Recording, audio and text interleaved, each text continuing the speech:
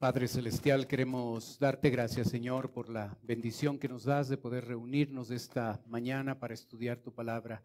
Gracias porque celebramos resurrección el día de hoy y gracias porque tú vives, nosotros también viviremos eternamente contigo, Señor. Te damos gracias por eso, pedimos bendiciones sobre el estudio de tu palabra. Oramos, Señor, en el nombre de Cristo Jesús. Amén. Muy buenos días, tomen asiento, por favor. Job capítulo 33 en su Biblia.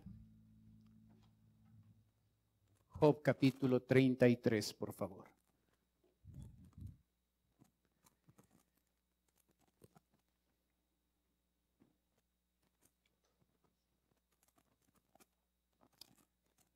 La Biblia dice, de la abundancia del corazón habla la boca. Nuestras palabras son el resultado de lo que nosotros ponemos en nuestro corazón. Podremos por algún momento, por algún tiempo, llegar a aparentar un lenguaje mejor, un lenguaje adecuado, pero tarde o temprano nuestras palabras revelarán lo que hemos puesto en nuestro corazón. Eliú, el personaje de estos capítulos, va a levantar en este capítulo 33 4 acusaciones. La primera de ellas es: tus palabras no han sido sinceras. En los primeros 3 versículos, los leemos, dice: por tanto, Job, oye ahora mis razones y escucha todas mis palabras. He aquí yo abriré ahora mi boca y mi lengua hablará en mi garganta. Mis razones declararán la rectitud de mi corazón y lo que saben mis labios lo hablarán con sinceridad. Eliú está recordándonos un concepto importante. Mis razones declararán la rectitud del corazón. Hermano, hay una conexión entre el corazón y nuestras palabras. Y como dije, podemos aparentar por un tiempo, podemos ser cuidadosos a la hora de hablar, pero tarde o temprano nuestras palabras revelarán lo que está en nuestro corazón. Es interesante que Eliú es el único personaje que por 8 ocasiones utiliza el nombre de Job para referirse a él. Sus 3 amigos no lo han hecho, no han utilizado el nombre de Job. Eliú sí lo ha hecho, sí lo va a hacer por 8 ocasiones. Recuerde, mis razones declararán la rectitud del corazón. Lo que nosotros hablamos está conectado con lo que nosotros hemos puesto en el corazón, en la parte interna. Así es que si tenemos problemas con nuestro hablar, las palabras no son el problema. En verdad, el problema es el corazón. Hay que modificar lo que nosotros ponemos en nuestra vida interior para que así las palabras de nuestra boca tengan relación con lo que estamos poniendo ahí en la profundidad de nuestro corazón. ¿Sabe? Este hombre dice, mis palabras son sinceras. ¿Sabe? No basta con querer ser sincero. Uno no es sincero, uno no es verdadero, no es recto en el hablar solamente porque dice, voy a hablarte sinceramente. Uno puede decir, voy a decir la verdad, y solo con esa frase automáticamente uno no va a hablar la verdad. No necesariamente. Este hombre no solo pretende hablar con sinceridad, él se pone en el papel de ser un portavoz de Dios. Observe versículos del 4 al 7. El Espíritu de Dios me hizo y el soplo del Omnipotente me dio vida. Respóndeme si puedes, ordena tus palabras, ponte en pie. He aquí a mí en lugar de Dios. Conforme a tu dicho, de barro fui yo también formado. He aquí mi temor no te espantará, ni mi mano se agravará sobre ti. he aquí a mí en lugar de Dios. Job había solicitado presentarse delante de Dios. Eliú le dice ahora, tranquilo, yo estoy aquí en lugar de Dios. Y sabe, cuando nosotros tomamos la función de ser portavoces de la palabra de Dios, necesitamos tener mucho cuidado porque estamos tomando una responsabilidad sumamente importante. Cuando yo hablo de la Biblia con otra persona, sea que la abra o no, que lo haga de manera formal o no, cuando voy a comunicar una verdad de la palabra de Dios, yo tengo que estar muy seguro que mis ideas, mis conceptos, mis palabras estén acordes a lo que la palabra de Dios dice. No basta con decir te voy a hablar la verdad. Voy a ser sincero en lo que te voy a decir. Te voy a compartir la palabra de Dios. Mis palabras van a ser exactas. Puede ser que aún cite un pasaje de la Biblia. Nada de eso garantiza que mi mensaje va a estar acorde a lo que la palabra de Dios dice. Tus palabras no han sido sinceras. Job, eres un mentiroso. Es la primera acusación que este muchacho le hace. ¿Alguna vez usted ha usado esa misma acusación? Eres un mentiroso. Y sabe, debemos tener cuidado que nuestras acusaciones sean exactas, sean precisas. Eliú va a levantar una segunda acusación. Tú eres culpable. Versículos 8 al 11.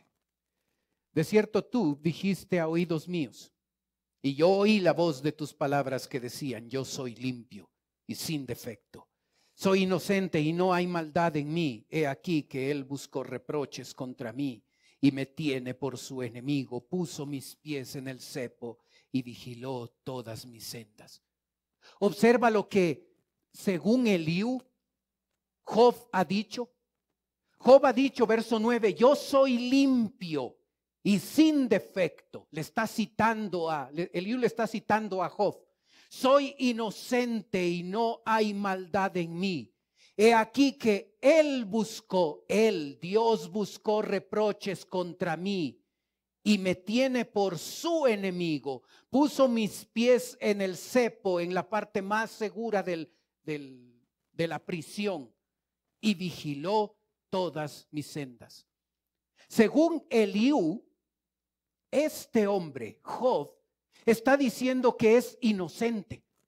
Y va un paso más allá. Está culpándole a Dios. Job le está culpando a Dios por todo lo malo que le sucede.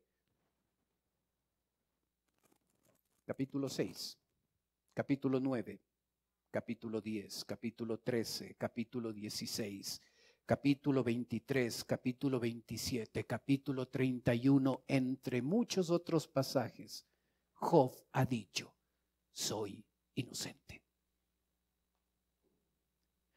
No es que Job ha dicho que no es pecador, porque sí lo ha dicho, sí es pecador. Pero él se da cuenta que él no ha cometido un pecado que explique las consecuencias que ahora está experimentando. Así es que de esto, lo que produjo la muerte de mis hijos, la pérdida de mi empresa, la pérdida de mi salud, yo no he cometido un pecado que explique todo lo que me ha acontecido. Así es que yo soy inocente. Eliú dice, tú eres culpable. ¿Ha acusado a alguien así? Tú eres culpable, tú has hecho esto. Tú eres responsable de estas cosas. Y a veces nosotros acusamos a otros sin el cuidado de escuchar la otra versión o de enterarnos muy bien de todos los detalles. Y para nosotros es fácil levantar acusaciones y decir, no, tú eres culpable. Tú eres responsable de esto. En la casa, en el trabajo. Y Eliú está culpando a Job, siendo Job inocente de esta situación. Tercera acusación. Es falso que Dios está en silencio. Verso 12 y verso 13. He aquí, en esto no has hablado justamente. Yo te responderé que mayor es Dios que el hombre. ¿Por qué contiendes contra él? ¿Por qué él no da cuenta de ninguna de sus razones? Sin embargo, en una o en dos maneras habla Dios, pero el hombre no entiende.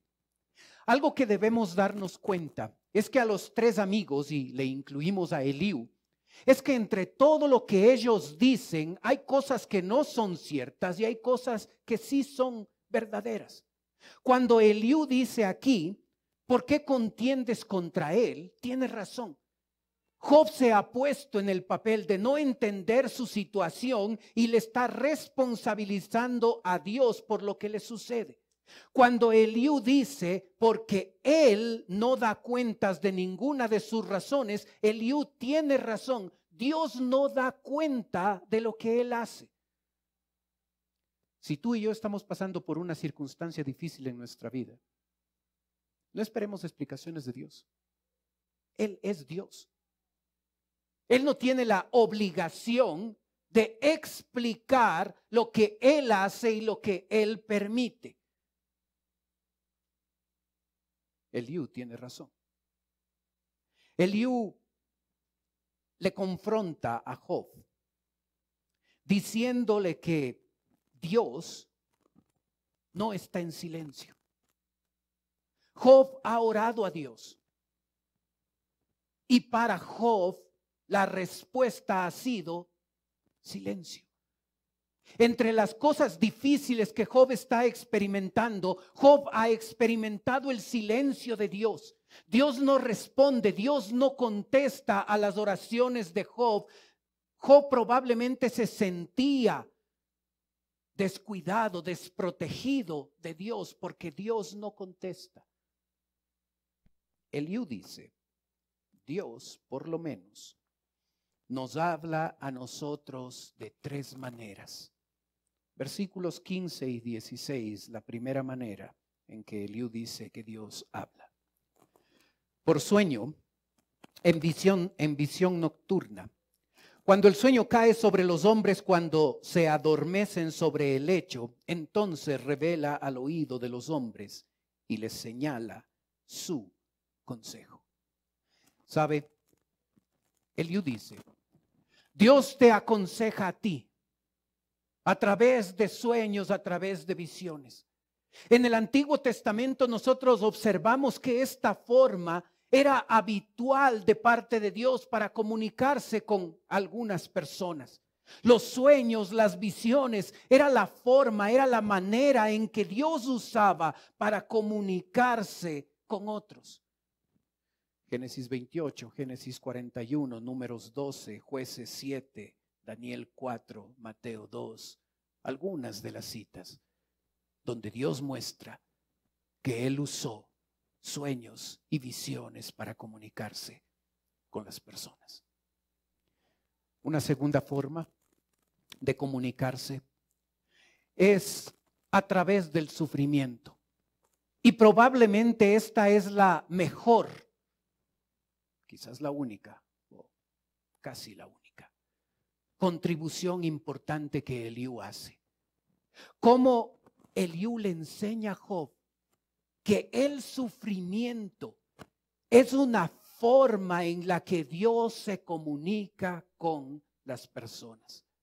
Los versos 17 y 18 nos muestra a nosotros el propósito del sufrimiento. Observe, para quitar al hombre de su obra y apartar del varón la soberbia. Detendrá su alma del sepulcro y su vida de que perezca a espada. La obra a la que se refiere el versículo 17 tiene una connotación negativa.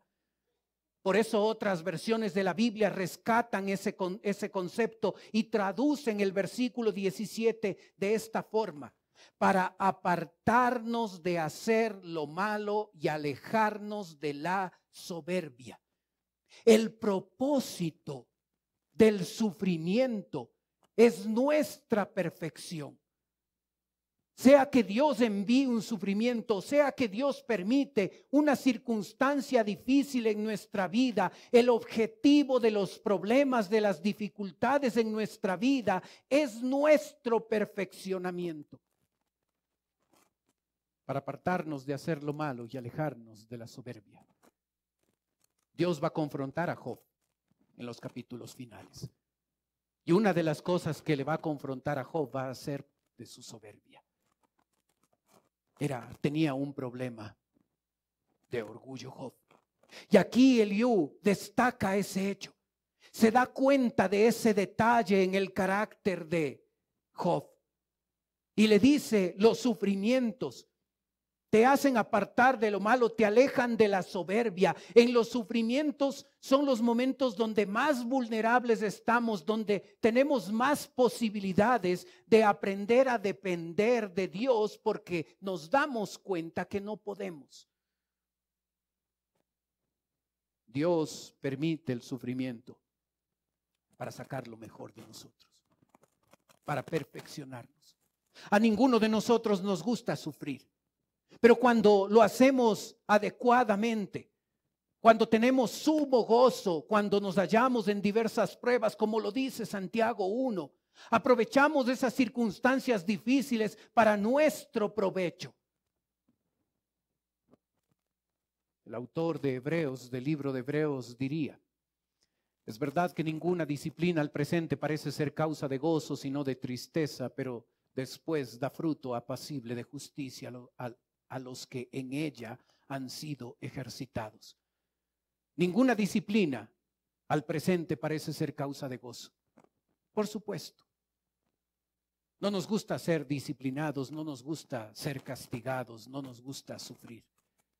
Pero el texto dice: después da fruto apacible de justicia.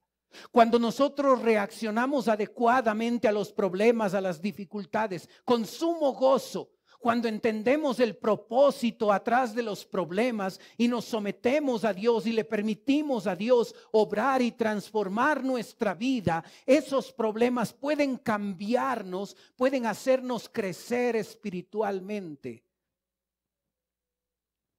Y entonces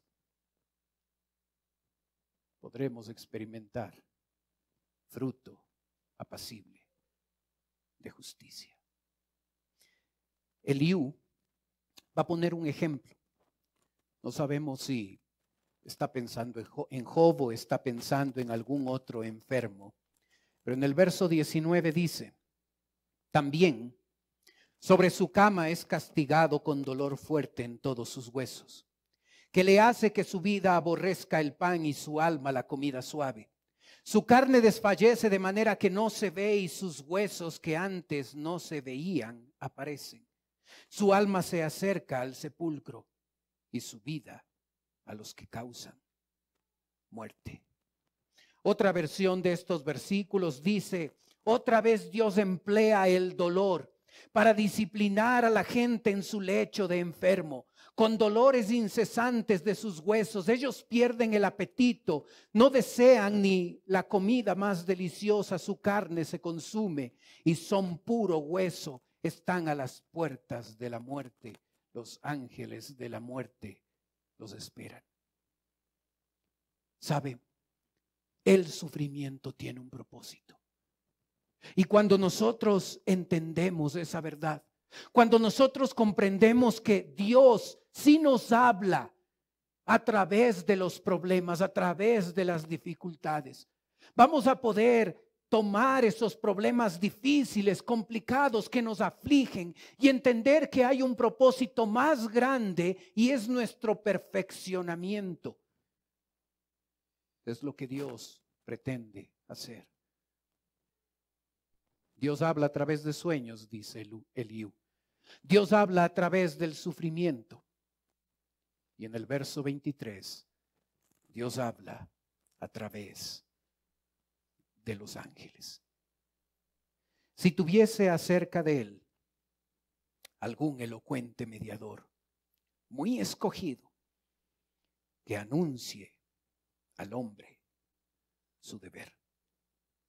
La frase elocuente mediador es la traducción de nuestra palabra ángel. Es un ángel. Dios se ha comunicado a través de los ángeles. Es interesante que el texto dice elocuente mediador, muy escogido. 1 entre 1000 significa. Y por esa palabra escogido, algunos estudiosos de la Biblia han llegado a la conclusión que este versículo es una referencia directa a Jesucristo antes de la encarnación. Tal y como en Éxodo 3, Jesús se apareció a Moisés. O en Jueces 6 se apareció a Gedeón, o en Jueces 13 se apareció a Sansón. Algunos estudiosos creen que esta es una referencia a Jesús. No sabemos. No es claro el pasaje. Pero Dios sí ha usado a los ángeles para comunicar su mensaje.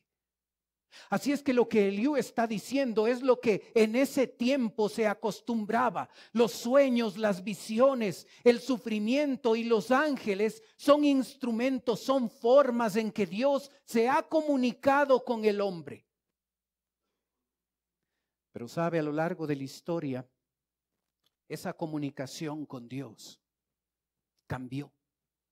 Y por eso el libro de Hebreos, ahí en su pantalla, dice: Dios, habiendo hablado muchas veces y de muchas maneras en otro tiempo a los padres por los profetas, en estos postreros días nos ha hablado por el Hijo.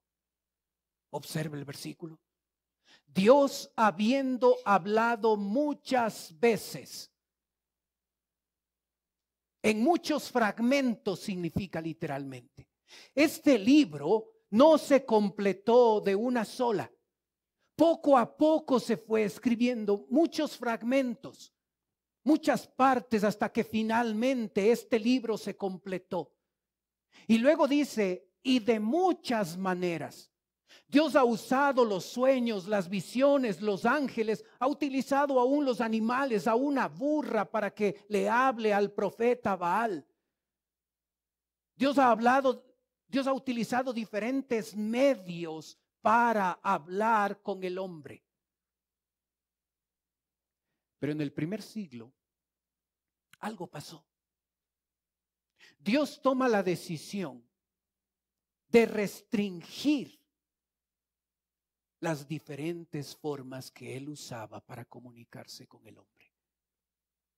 Y por eso dice, en los postreros días, primer siglo de nuestra era, en los postreros días, nos ha hablado, pasado perfecto. En el griego ese verbo es mucho más fuerte, significa una obra completa que no se va a volver a repetir. Nos ha hablado por el Hijo. En un momento de la historia, cuando la palabra de Dios se completó, Dios tomó la decisión de ya no comunicarse con nosotros a través de sueños, visiones, ángeles o cualquiera de las otras formas que Dios había usado, y ahora de manera exclusiva utiliza la palabra de Dios para hablar a nosotros. ¿Necesitas el consejo de Dios?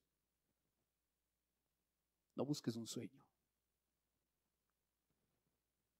¿Necesitas la palabra de Dios? No busques una visión. ¿Necesitas escuchar la voz de Dios? No busques una aparición. Si quieres escuchar a Dios, abre la Biblia. y léela,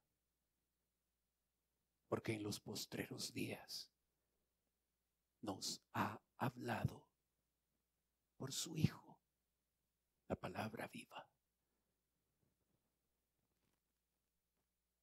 Cuando en medio del sufrimiento llegamos a pensar que Dios se ha callado,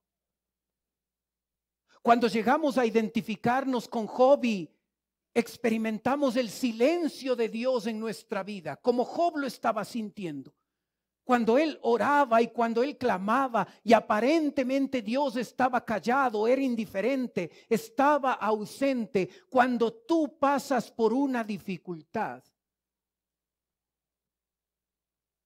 y piensas que Dios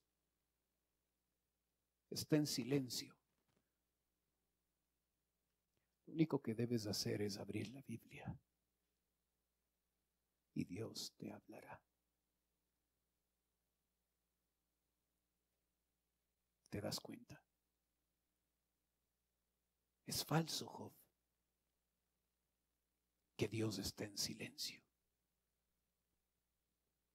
Dios te habla. Eliú tenía razón. Sus dificultades, sus problemas, su depresión, no le permitió ver eso. Y nosotros tenemos la ventaja de no depender de un sueño, de una visión, de una aparición, de algún medio como esos que utilizaba antes. Si tú quieres saber lo que Dios quiere decirte en este momento difícil de tu vida, abre la Biblia. Y Dios tiene mucho que decir. Ten cuidado si tienes la tendencia de buscar sueños, visiones, apariciones. El apóstol Pedro dijo, hacemos bien al prestar oído a la palabra profética más segura, la cual alumbra como antorcha. Aquí hay seguridad. En un sueño, en una visión, en una aparición. No. Aquí hay seguridad. Si quiero saber qué dice Dios, en mi circunstancia difícil debo abrir las Escrituras. Sabes, hay una cuarta acusación. Eliú dice, tú estás en pecado. Y si tú te arrepientes, vas a obtener sanidad física y sanidad espiritual. Sanidad física, versos 24 y 25. Que le diga que Dios tuvo de él misericordia, que lo libró de descender del sepulcro, que halló redención. Su carne será más tierna que la del niño, volverá a los días de su juventud. Si tú, Job, aceptas que eres un pecador, tu carne se volverá tierna como la de un niño, volverá a los días de tu juventud. ¿Sabe? Debemos tener cuidado cuando aplicamos dogmáticamente este pasaje.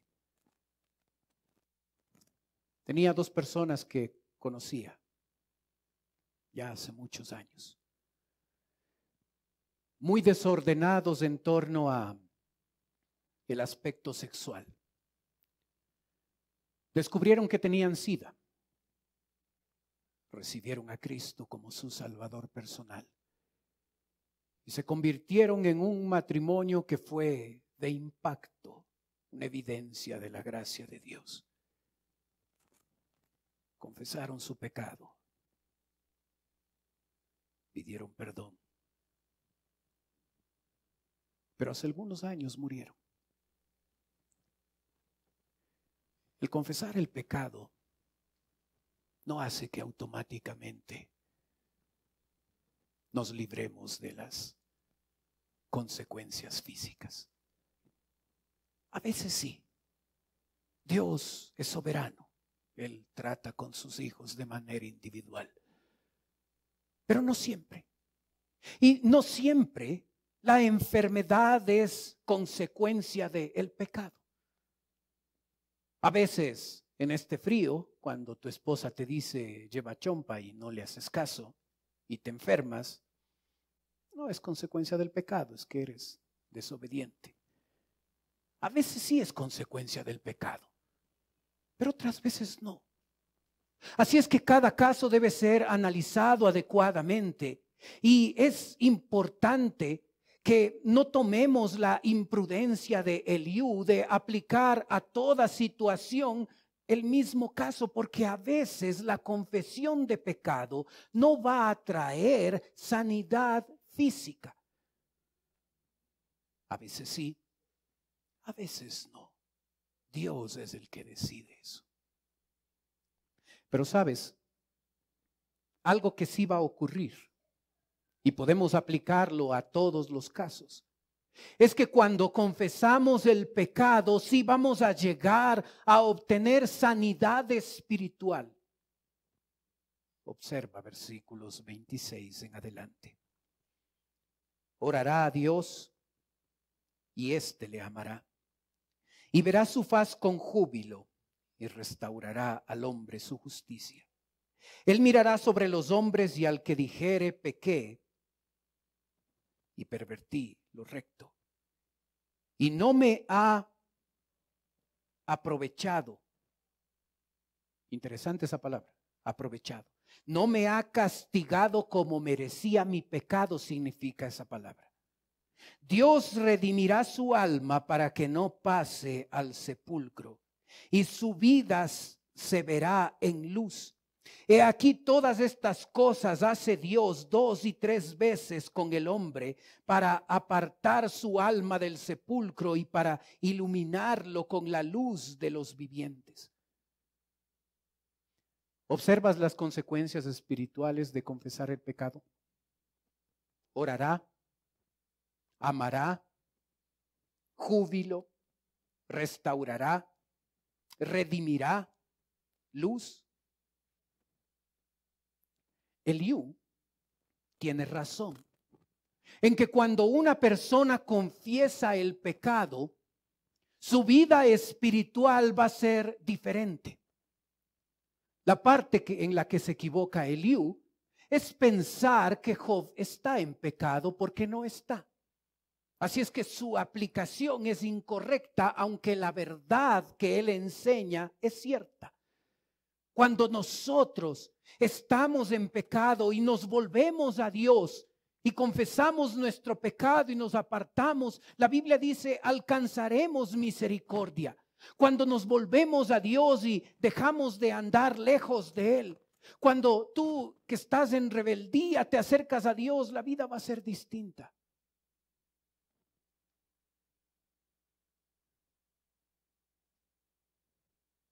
Tú estás en pecado. Se aplica esa acusación a nosotros de manera particular. Y si tú puedes decir, sí, yo me he alejado de Dios. Yo no estoy caminando de cerca con Él. Hermano, vuelve. Y Dios te restaurará espiritualmente.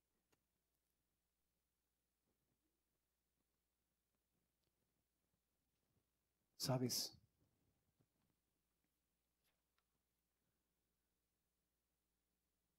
De la abundancia del corazón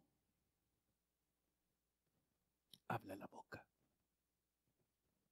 Y cuando nosotros llegamos a hablar, debemos tener mucho cuidado de que nuestras palabras, nuestras acusaciones sean exactas, sean verdaderas. Tus palabras no han sido sinceras. Job, eres un mentiroso. ¿Le has acusado a alguien así? ¿Ha sido cierto? Cuando levantaste una segunda acusación, tú eres culpable. Por ti estamos metidos en esto.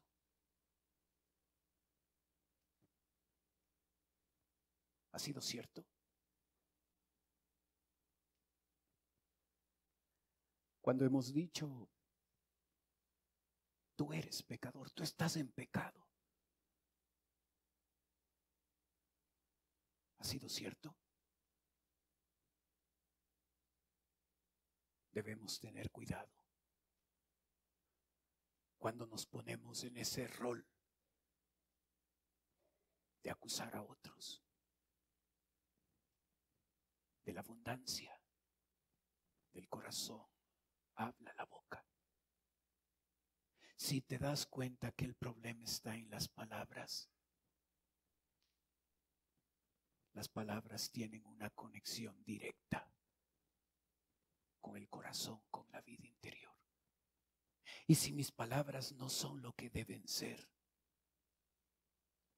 no hay que cambiar el lenguaje, hay que cambiar el corazón. Y cuando el corazón cambia, las palabras cambian, el lenguaje cambia. Acusando a otros, oremos.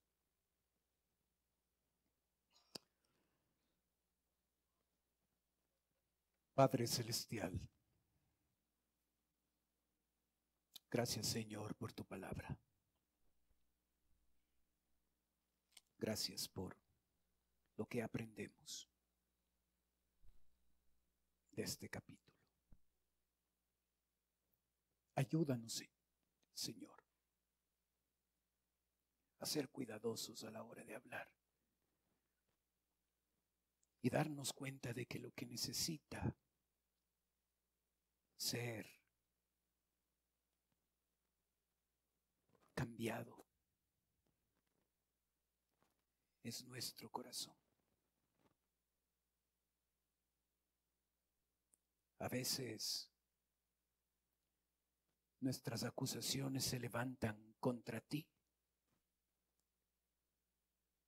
Y a veces a ti te decimos, ¿por qué estás en silencio? ¿Por qué no nos ayudas? ¿Por qué no nos respondes? ¿Por qué no te interesas en el dolor que experimentamos?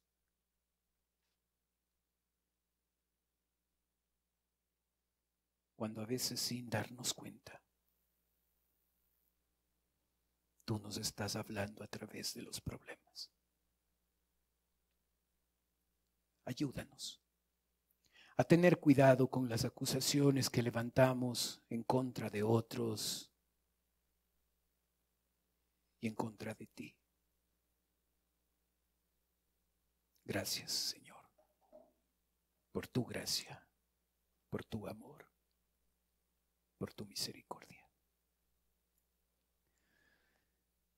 Mientras usted sigue orando, por favor. Puede ser que esta mañana nos está visitando alguien por primera vez. Y si ese es su caso y usted quiere permitirnos orar por usted, usted puede levantar su mano. Con eso me está indicando, pastor, vengo por primera vez, ore por mí. ¿Hay alguien así esta mañana?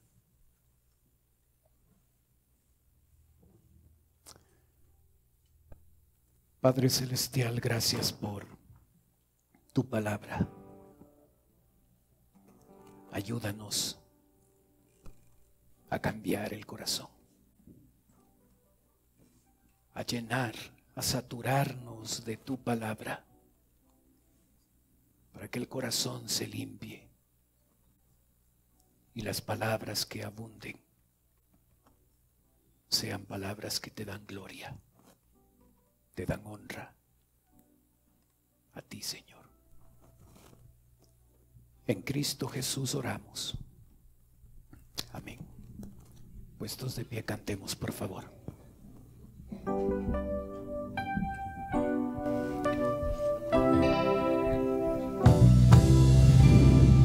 Jesús, Señor de la creación, siendo en forma de Dios, se despojó de sí mismo,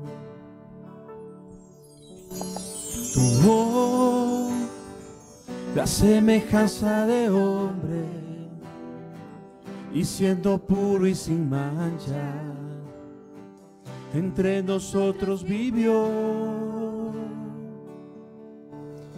y asimismo se humilló, tomando forma de siervo, hasta su vida entregar, y en una cruz terminar. Mas Dios a lo sumo lo exaltó, y su nombre engrandeció, para que ante su autoridad toda rodilla se doble y toda lengua confiese que Jesús es el Señor.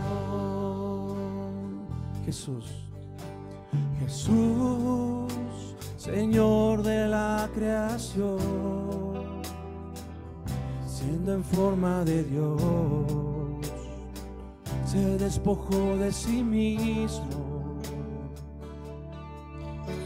tomó la semejanza de hombre, y siendo puro y sin mancha, entre nosotros vivió, y asimismo se humilló, tomando forma de siervo, hasta su vida entregar, y en una cruz terminar. Mas Dios a lo sumo lo exaltó, y su nombre engrandeció, para que ante su autoridad toda rodilla se doble y toda lengua confiese que Jesús es el Señor. Mas Dios a lo sumo lo exaltó, y su nombre engrandeció, para que ante su autoridad toda rodilla se doble y toda lengua confiese que Jesús es el Señor. Y las voces le cantan. Dios a lo sumo lo exaltó, y su nombre engrandeció, para que ante su autoridad toda rodilla se doble y toda lengua confiese que Jesús es el Señor. Mas Dios a lo sumo lo exaltó, y su nombre engrandeció, para que ante su autoridad toda rodilla se doble y toda lengua confiese que Jesús es el Señor.